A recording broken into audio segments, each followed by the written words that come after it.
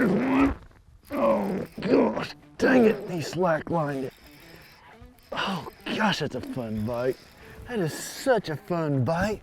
Look at that fish. Look at that fish right there. Golly. Hey guys, welcome back to the channel, man. I got a bait that I want to tell you about that you have got to have tied on this time of year. From the top of the mountain, yeah, we fly away to the top of the mountain. Yeah, we fly away to the top of the mountain. Yeah, we ever coming down from the top of the mountain.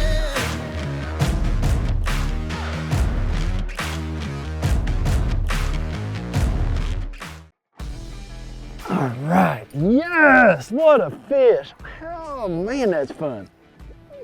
Thank you, fish. Thank you. All right guys, you know, here is the bait.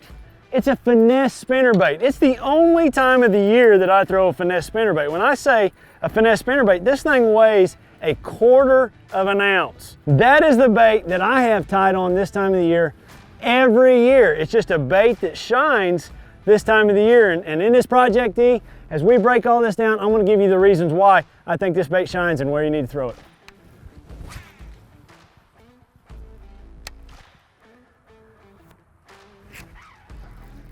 Golly, it's so fun.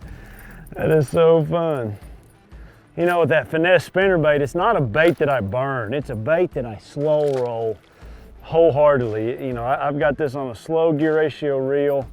You know, it's not a bait that I'm trying to reel in fast. A lot of times when you see me throw a bigger spinnerbait, you know, a lot of times I'm trying to burn it. This bait here, I'm slow rolling it. It's like an easy meal for those fish. But this spinnerbait, knocking the snot out of it. You know you got the right spinnerbait when you don't have to have a trailer hook on it. Oh, fish landing violation. Penalty.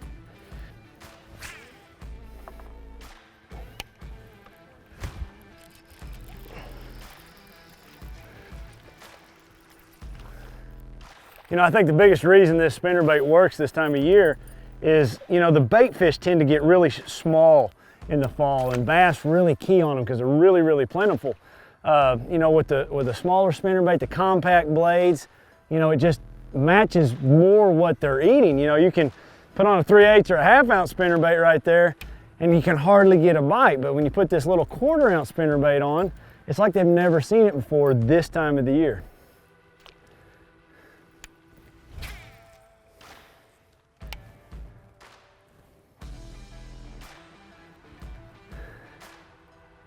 This is a bait, you'll notice I reel really slow. I've got it on a 6/8 to 1. It's not a bait that I'm reeling fast. So many times, you know, we're throwing a spinnerbait, you know, we might be burning it or you know, moving it pretty quick. I'm just trying to keep it right above the bottom, you know, really, really slow, you know, just keeping everything moving. This is not a time of the year or a bait that I'm moving very fast.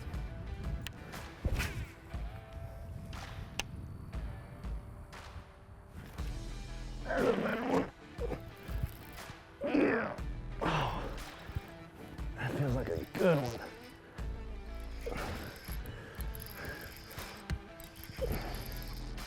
Yeah. Come here, buddy. Oh, I love it. I love it. I love it. I love it. Ooh, give me that head shake. I don't have him hooked too good. All right, come here, buddy. Come here. Come here. Come here. Come here. Oh, I got you. I got you. I got you. Just a chunky bass. Awesome. Good one. You know, this is not going to be a clear water deal. This is going to be stained water. You know, here today, I've got about 18 inches of visibility. That's about as clear as it's going to be. It's not a clear water technique. You know, this spinnerbait is going to be when you got stained water, you know, 18, 12, you know, anywhere from that 18 to 12 inches of visibility. That's when this thing's going to shine.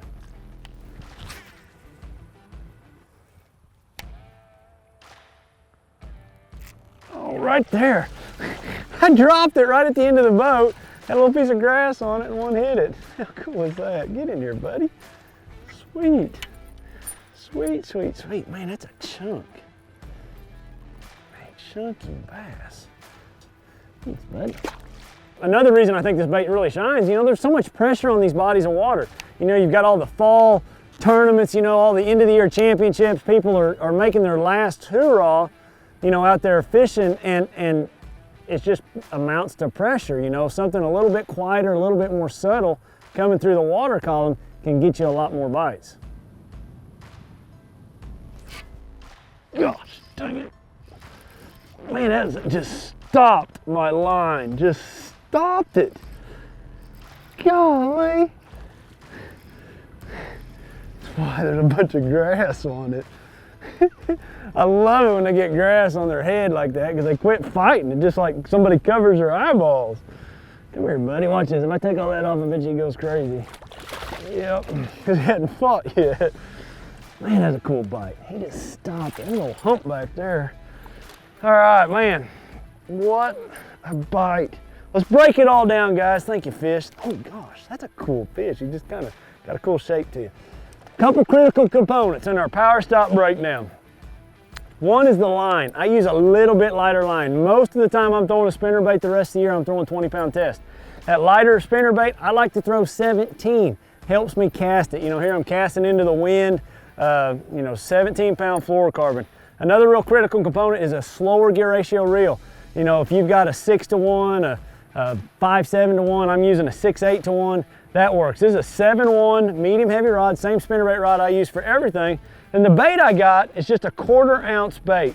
It's a tandem willow, got a silver kicker in the front, it's a number 3. The willow leaf is a 3.5, 1/4 ounce chartreuse and white, just kind of an old school spinnerbait. No trailer hook needed. You know, it's got a good hook in it, just a little homemade spinnerbait. The other couple critical components to this breakdown, wind. We got wind, off-colored water, you know, 2 foot at the most. You know, you can get away with a little bit clearer, but it's just a pattern that's stained. You know, find that shad, find that color water, find some wind, a little bitty spinnerbait. That's my power stop breakdown for you. Let's catch another one.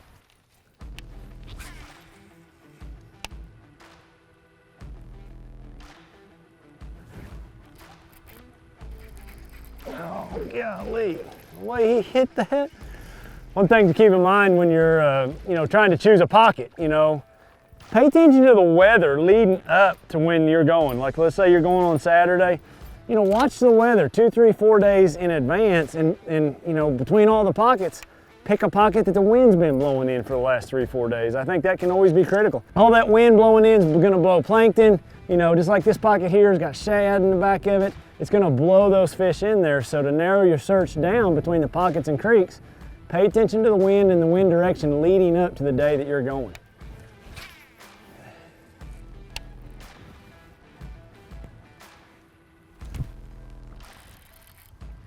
I'm just fighting hard.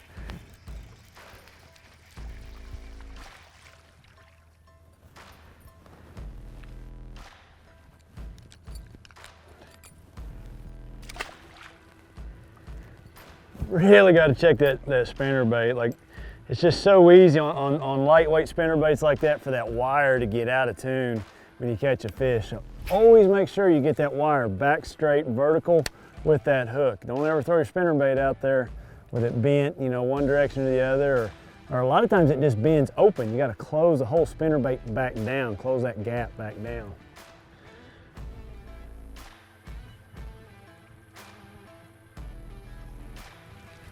Oh my goodness.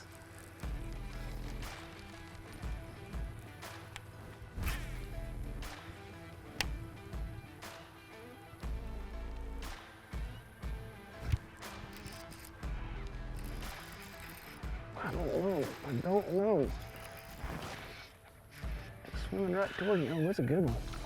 It's a good one. It's a good one. Thank you, fish.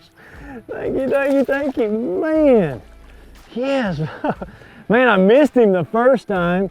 Threw right back down through there and he ate it. Awesome, awesome, awesome. Man, that's the finesse spinnerbait, guys. It's a bait to tie on in the fall, wherever you're at. If you've got a little bit of dirty water, you got some wind, you got some shad, up shallow, you can catch a lot of fish when those bigger spinnerbaits won't. Thanks, buddy. All right, guys, man, thank you for watching this week. Leave me a comment. Tell somebody about my channel if you don't mind. Hope you guys have a great week and good luck in your fishing.